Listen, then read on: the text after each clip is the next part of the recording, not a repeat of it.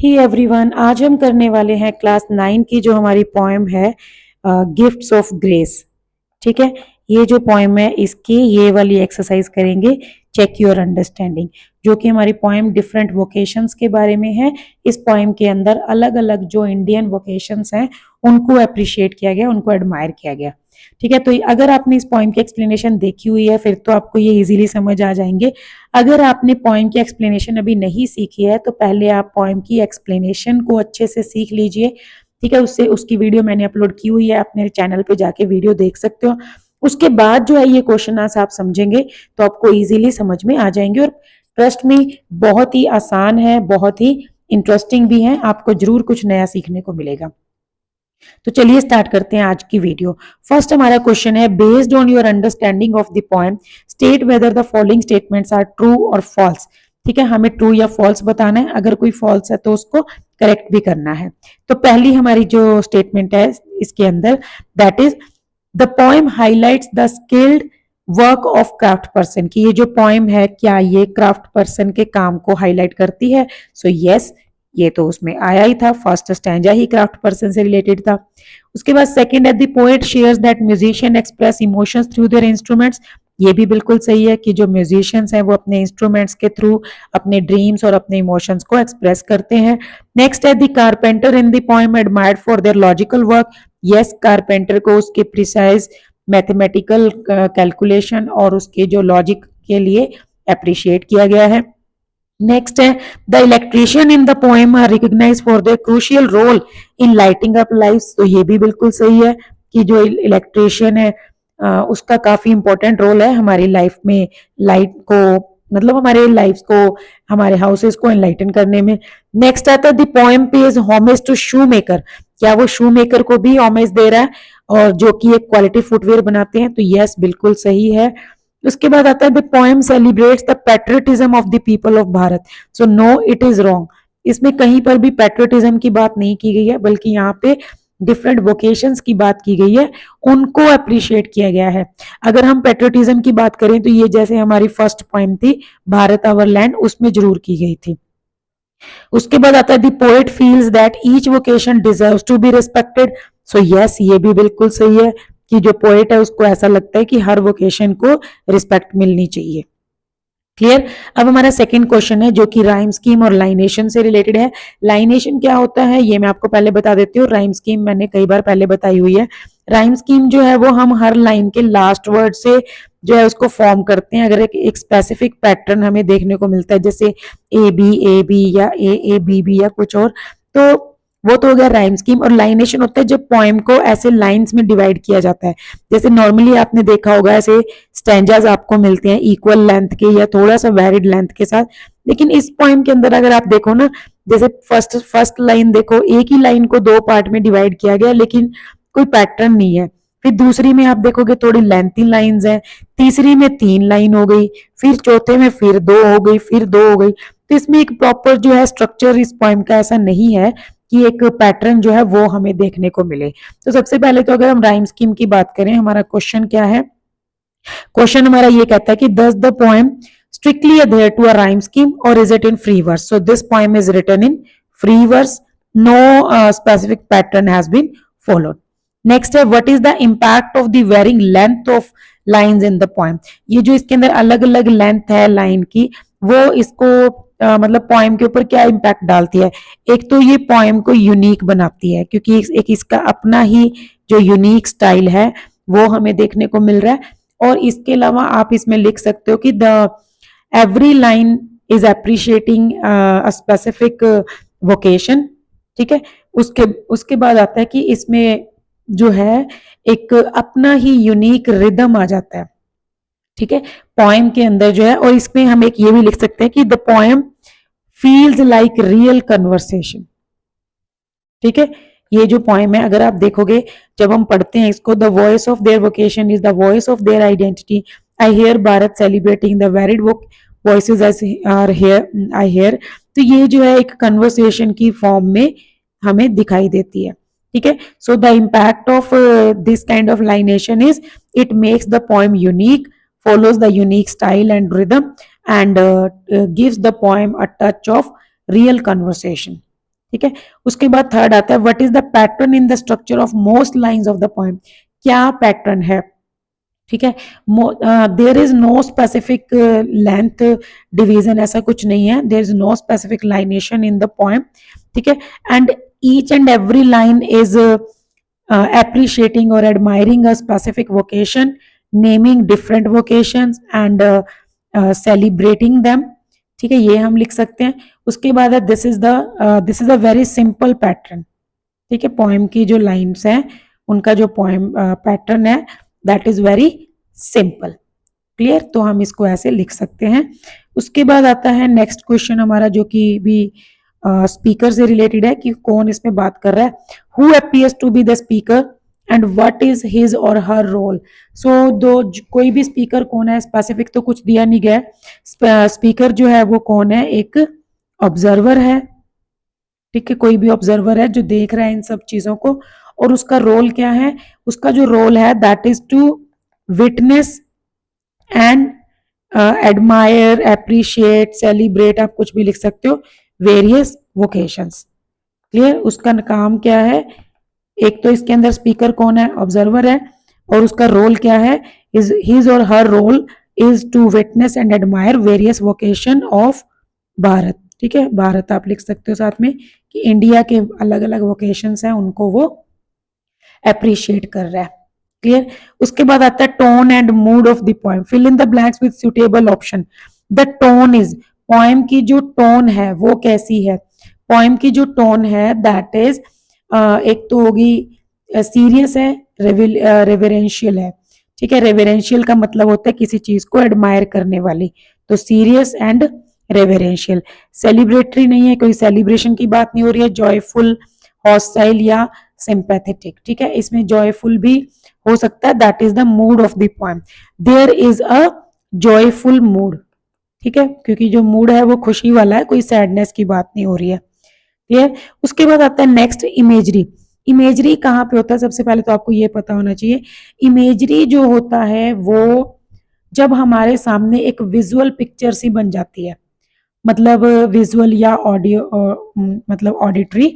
अगर हम जैसे हमें कोई कहता है कि कोई स्टोरी सुना रहा है कि रात का टाइम था, आकाश में तारे चमक रहे थे, है ना, ऐसे करके चारों तरफ अंधेरा था, तो वो दिमाग में एक पिक्चर सी बन जाती है, ये हो गया विजुअल इमेज। अगर कोई हमें ये कहता है कि जोर जोर से आवाजें आ रही थी, हॉर्न बज रहे थे, है ना, भेड़िए चिल्ला रहे थे, डॉग्स बार्किंग कर रहे थे, तो वो हो गया ऑडिटरी, क्लियर। ऑडियो से रिलेटेड पिक्चर बन जाना, दिमाग में एक पिक्चर बन जाती कि हाँ ऐसे ऐसे हो रहा होगा। तो हमें यहाँ पे क्या करना है, select any two description from the poem that evoke visual image. पहले तो हमें विजुअल इमेज बतानी है। जैसे अगर आप देखोगे यहाँ पे विजुअल इमेज, एक तो जैसे ये आ गया, the boatman gathering their nets, है ना, फ्रॉम द शोर, ये दिमाग में एक पिक्चर बनती है कि हाँ ऐसे बोटमैन होगा, वो ऐसे नेट कर अपना इकट्ठा कर रहा है, ठीक है। उसके बाद ऐसे ही आप जो है ये कर सकते हो, जैसे मान लीजिए द कारपेंटर सेलिब्रेटिंग, ठीक है, they create anything out of would with mathematical precision, या फिर आर्टिजन विद ल्यूट्स, एकदम से दिमाग में एक म्यूजिशियन आता है जिसके हाथ में कोई म्यूजिकल इंस्ट्रूमेंट है, क्लियर। तो इस तरह से आपको जहां पे आपको विजुअल इमेजेस दिखाई दे रही हैं वो बताना है। उसके बाद नेक्स्ट आता है the poem includes auditory images. अब ऑडिटरी भी है, through mentions of artisan with lutes dash and dash emphasising the sounds associated with vocation. So with lutes, और इसके अलावा इसके अंदर दो वर्ड्स आए हैं ना, जैसे एक तो इलेक्ट्रीशियन हमिंग और जो बोटमैन है वो सिंगिंग, ठीक है।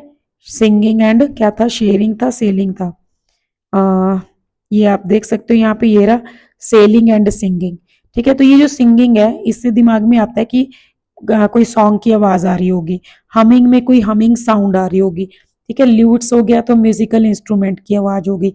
तो इस तरह से ये क्या है, ऑडिटरी इमेजेस है। नेक्स्ट आता है metaphor. State whether the following sentence is true और फॉल्स। हमें बताना है कि यहाँ पे जो सेंटेंस है वो ट्रू है या फॉल्स है। लेकिन पहले मैं आपको मेटाफर बता दूं क्या होता है।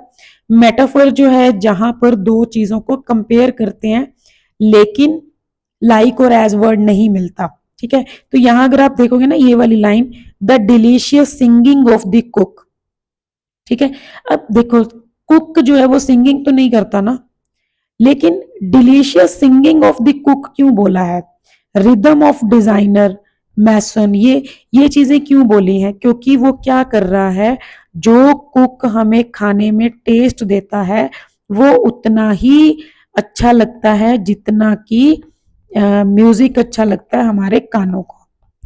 ठीक है, तो यहाँ पे जो टेस्ट है ना उसको वो म्यूजिक के साथ कंपेयर कर रहा है, सिंगिंग के साथ, लेकिन लाइक और एज वर्ड नहीं है। तो यहाँ पर क्या हुआ, मेटाफर यूज हुआ है।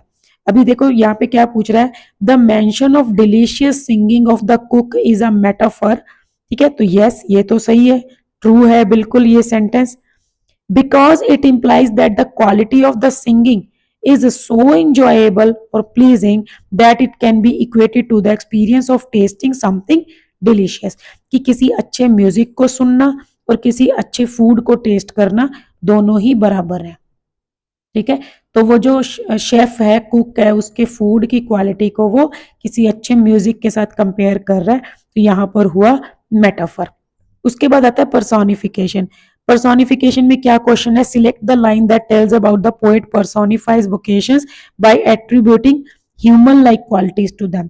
अब यहाँ पे हमें क्या करना है, पर्सोनिफिकेशन का जो है एग्जाम्पल बताना है। पर्सोनिफिकेशन कहाँ होता है, जहां पर किसी चीज को, ठीक है, किसी चीज को ह्यूमन एक्टिविटी करते हुए दिखाते हैं, मतलब किसी एनिमल को या किसी भी चीज को या कोई नॉन लिविंग ऑब्जेक्ट होता है उसको कोई ह्यूमन एक्टिविटी करते हुए दिखाते हैं। तो यहाँ पे आप देख रहे हो ये वाली फर्स्ट लाइन, आई हियर भारत सेलिब्रेटिंग। देखो कोई भी फेस्टिवल सेलिब्रेट करते हैं या हम कोई अचीवमेंट सेलिब्रेट करते हैं तो वो ह्यूमन बीइंग करता है ना, हम लोग करते हैं। भारत तो एक देश का नाम है, वो तो नहीं करता, लेकिन भारत को सेलिब्रेट करते हुए दिखाया गया। तो यहाँ पर कौन सा पोएटिक डिवाइस हुआ, पर्सोनिफिकेशन। तो इसमें आपको आंसर में जो है फर्स्ट लाइन लिखनी है या लास्ट लाइन लिखनी है पोएम की, जैसे ये होगी यही वाली same line, I hear Bharat celebrating the varied vocations I hear. उसके बाद रिपीटेशन कहता है, why might the poet have begun and ended with the same line. उसने ये सेम लाइन क्यों रिपीट की है। मैंने आपको कई बार बताया पॉइम्स में, अगर आपने मेरी वीडियोस ध्यान से देखी होंगी तो, कि कोई भी पोएट जो है वो किसी भी चीज को रिपीट कब करता है, जब उसको किसी चीज पे एम्फसाइज करना होता है, फोकस करना होता है। ठीक है, तो वो क्या करता है, टू फोकस और to concentrate, to emphasize on what, on the central idea of the poem. ठीक है, क्योंकि उसको सेंट्रल आइडिया पे फोकस करना है। जब हम जैसे कोई फोटो क्लिक करते हैं तो हम जहां पे हमें फोटो चाहिए होती है, जिस चीज की पिक्चर चाहिए होती है, हम उस पर फोकस करते हैं ना। तो इस पोएम के अंदर पोएट जो है वो मेन इसी बात पे फोकस कर रहा है कि जो भारत है वो हर वोकेशन को अप्रिशिएट करता है, एडमायर करता है, चाहे वो कोई भी काम क्यों ना हो। तो वो इसी बात पे फोकस करना चाहता है, इसीलिए उसने ये बात 2 बार बोली है। ठीक है, इसी चीज को रिपीट किया है। सॉन्ग्स में भी आप देखते हो एक ही लाइन बार बार रिपीट होती है, और वो वही लाइन रिपीट होती है जो उस सॉन्ग की मेन लाइन होती है, जिसमें जो सिंगर है या जिसने वो सॉन्ग लिखा है वो उस चीज पे कॉन्सेंट्रेट कराना चाहता है। ठीक है, उसके बाद आता है एलिट्रेशन। एलिट्रेशन कहाँ होता है, जहां पर सेम साउंड रिपीट होती है। Clear, same sound. तो ये आपको दो एग्जांपल ढूंढने हैं। एक तो आप ये देख सकते हो यहाँ पे, मैं इसको थोड़ा सा इरेज कर देती हूँ क्योंकि फिर आपको कंफ्यूजन होगा। एक तो आप देख सकते हो यहाँ पे जो है एलिट्रेशन, ये रहा सेलिंग एंड सिंगिंग। उसके बाद आप देखोगे while at work, return to tell the tales of the life at sea, ये सभी में एलिट्रेशन है क्योंकि सेम साउंड रिपीट हो रही है। क्लियर, तो ये आपको यहीं पे 3 एग्जाम्पल मिल गए, तो और ढूंढने की जरूरत ही नहीं है। उसके बाद हमारा लास्ट क्वेश्चन आता है symbolism. Each vocation in the poem symbolizes something more than just a job, what does it symbolize. कहता है कि हर वोकेशन को सिर्फ उसके काम की बजाय थोड़ा उसको सिंबलाइज किया गया है। क्लियर, वो कैसे किया गया है, व्हाट डज इट सिंबलाइज, मतलब वो उसको किस चीज को सिंबलाइज करता है, कि जो पोएम के अंदर, पहले क्वेश्चन समझ लीजिए अच्छे से, कि पोएम के अंदर जो भी वोकेशन है वो सिर्फ एक जॉब की बजाय किसी और चीज को सिंबलाइज करता है। So what does it symbolize, वो क्या चीज है जिसको वो सिंबलाइज करता है। तो ये जो है सिंबलाइज करता है एक तो आइडेंटिटी, ठीक है, और एक personal pride of the worker, ठीक है। मतलब ये सिर्फ उसका काम नहीं है, बल्कि ये उसकी आइडेंटिटी है, उसकी पहचान है और उसका गुरूर है, प्राइड है, ठीक है। उसका घमंड है कि भाई मैं ये हूं और मेरा कोई खास काम है, उस काम से ही मेरी पहचान है। अगर हमें घर में इलेक्ट्रिसिटी से रिलेटेड कोई काम कराना है तो हम यूं ही थोड़ी रैंडमली किसी को पकड़ के लेकर आ जाएंगे, हम इलेक्ट्रीशियन ढूंढेंगे। तो वो उसकी पहचान है कि उसका ये काम है और वो यही बंदा कर सकता है। अगर हमारे घर में टैप्स में कोई प्रॉब्लम आ गई है पानी से रिलेटेड, तो हम प्लम्बर को ढूंढते हैं। तो जो प्लम्बर है वो उसकी आइडेंटिटी भी है कि भाई ये बंदा प्लम्बर है, और वो उसका उसको प्राइड भी है, उसको प्राउड है उस चीज पे। मुंह मांगे पैसे लेते हैं ना, बोलेंगे 1000 रुपीज हो गए, हम बोलेंगे अरे इतने कैसे हो गए, आपने तो जरा सा जो है टैप को बस जरा सा टाइट ही तो किया है। तो वो बोलेंगे तुम कर लेते, है ना, कि अगर आपको पेमेंट नहीं करनी तो आप खुद कर लेते, लेकिन हम खुद नहीं कर सकते क्योंकि हमें नॉलेज नहीं है। तो ये उसको उस चीज पे प्राउड भी है और उसकी पहचान भी है। तो ये जो पोएम है वो सिर्फ उसका काम नहीं बता रही, बल्कि कुछ और भी सिंबलाइज कर रही है। और वो क्या सिंबलाइज कर रही है? It symbolizes the identity and personal pride of the worker, ठीक है। तो ये थी हमारी poem gifts of grace honoring our vocations, उसकी चेक योर अंडरस्टैंडिंग वाली एक्सरसाइज। आई होप आपको अच्छे से समझ आ गई होगी। फिर भी कोई डाउट है तो आप मेरे साथ शेयर कर सकते हो, मैं डेफिनेटली उसको क्लियर करूंगी। आने वाली वीडियोस में हम ये वाले क्वेश्चन आंसर करेंगे और फिर बाकी की जो बुक एक्सरसाइज है उसको भी कवर करेंगे, ठीक है। तो आज के लिए बस इतना ही, मिलती हूँ नेक्स्ट वीडियो में। Thank you, bye bye.